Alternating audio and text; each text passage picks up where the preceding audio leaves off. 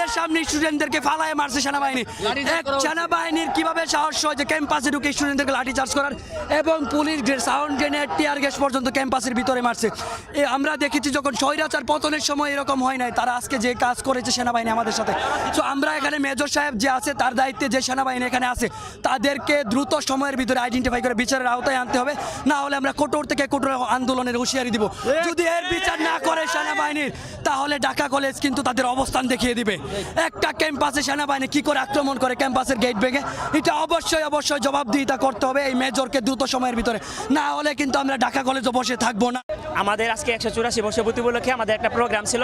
মাননীয় শিক্ষা উপদেষ্টা মহোদয় আমাদের ক্যাম্পাসে এসেছে। হ্যাঁ, 184তম মানে প্রতিষ্ঠা বার্ষিকী প্রোগ্রাম। তো প্রোগ্রাম শেষে আমাদের ছেলেপেলেরা যারা হচ্ছে বাইরে থাকে ক্যাম্পাসের বাইরে, তারা হচ্ছে বাসে করে তারা ফিরছিল।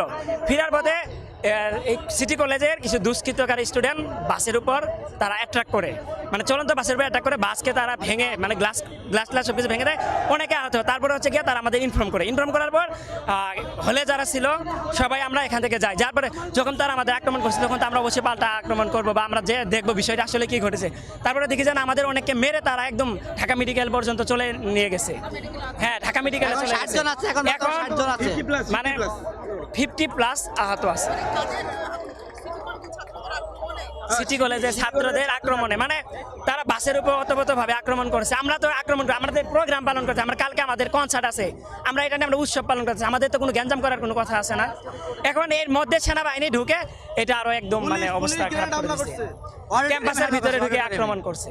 এখন আমাদের প্রশ্ন হলো, স্বৈরাচার শাসক থাকা অবস্থায় পুলিশ বা সেনাবাহিনী কিন্তু ক্যাম্পাসে অবস্থান করতে পারে নাই, বা ক্যাম্পাসের ভিতরে কোনো রকমের বুলেট কোনো কিছু মারতে পারে নাই। এই সময়ে এসে সেনাবাহিনী কোন স্পর্ধায় তারা ক্যাম্পাসের ভিতরে আক্রমণ করে, এর কৈফিয়ত সেনাবাহিনীকে অবশ্যই দিতে হবে। এটা প্রশাসনের কাছে আমরা জবাব চাই।